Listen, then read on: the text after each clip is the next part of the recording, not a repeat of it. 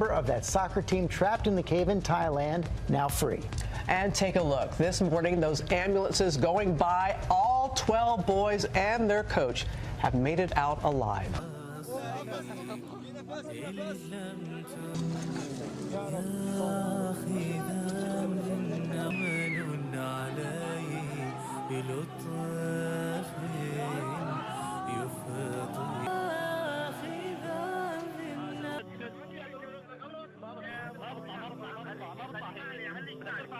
In this video, you can see rescuers fighting to stay above water, gripping that guideline. Divers carefully weaving their way into the dark, dodging knife-sharp stalactites, pushing through powerful currents, and jackhammering through those tight passageways, all the while carrying oxygen tanks and equipment. Very good friends over a fairly short period of time. I was in Saudi Arabia in May, and we are bringing back hundreds of billions of dollars into the United States. 6 civilians are dead and another is injured in Yemen after an airstrike said to be carried out by the Saudi-led coalition hit a family home. May 3rd, Saudi-led airstrikes targeted a blood bank in the capital of Sana'a. The war and blockade on Yemen, the poorest country in the region, has created what the United Nations called the worst humanitarian crisis in the world. As the light outside faded, the sight of flashing lights and the sound of helicopters told us at least some of them were out.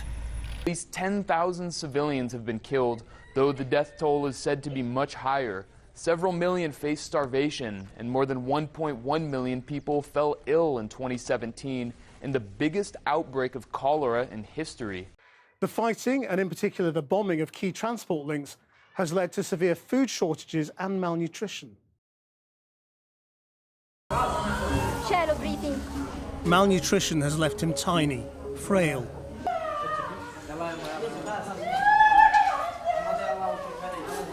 Dr. Mohammed says malnutrition levels here are the worst he's ever seen. Against both the clock and the water, because more rain is in the forecast. This is the start of the rainy season. But in some cases, malnutrition has turned into outright starvation. Talk about what these crews would be doing in these intervening hours. Obviously, they want to do this as quickly as possible. They need this time. Why do they need this time? Tagreed Hassan barely has the strength to cry. She's 12 years old. You've got some of the world's best cave rescue divers there, and you got Thai SEALs there. So you literally have, oh, that's right, and you got Elon Musk on the ground also, some of his crew. You literally got some of the smartest people in the world, and you definitely got the most capable people. So I don't care if they're trying to build a space shuttle to go destroy an asteroid coming into Earth. They're going to find a way to win.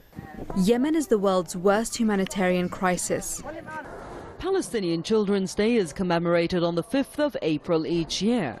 This year, people are marking the occasion while there are more than 350 Palestinian children behind bars in Israeli jails. The PLO's Detainees Affairs Commission said in its latest report that 8 of the detained children were girls. Meanwhile, according to a report published by rights group Defense for Children International in Palestine, 6 Palestinian children have also been killed by Israel in the occupied West Bank, East Jerusalem, Al-Quds, and the Gaza Strip since the start of 2018. Circumstances of their killing show the lack of respect for the principles of international law or international humanitarian law. The DCI has documented the killing of over 2,000 Palestinian children since September 2000. Violations in child arrests have been documented by international and local groups. The violations include arresting children after midnight, subjecting them to humiliating interrogation, psychological and physical torture, and ill treatment. And take a look. This morning, those ambulances going by, all 12 boys and their coach have made it out alive. Great news indeed. Their rescue, thanks to the brave crew working day and night to get them out.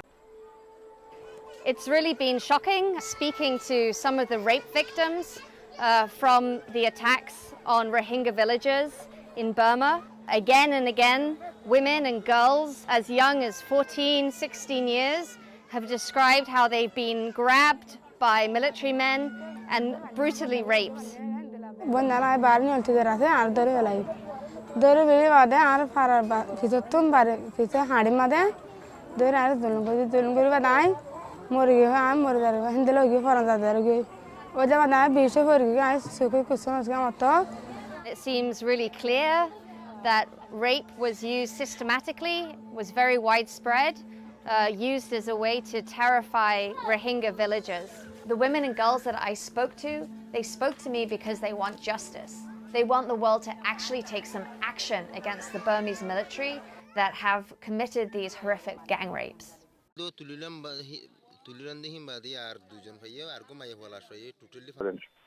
Overnight, swarms of rescuers, like the ones you see in this exclusive video shot a few days ago, replenishing air tanks by the hundreds, building stockpiles like this, walking that tightrope of water hoses slicked with mud. Those hoses pumping out millions of gallons of water to keep that third round of rescues on schedule. The first, the news agency says, was taken on September 1st and shows the 10 Rohingya captives lined up in a row. The second, taken the day after, shows their slain bodies in a mass grave.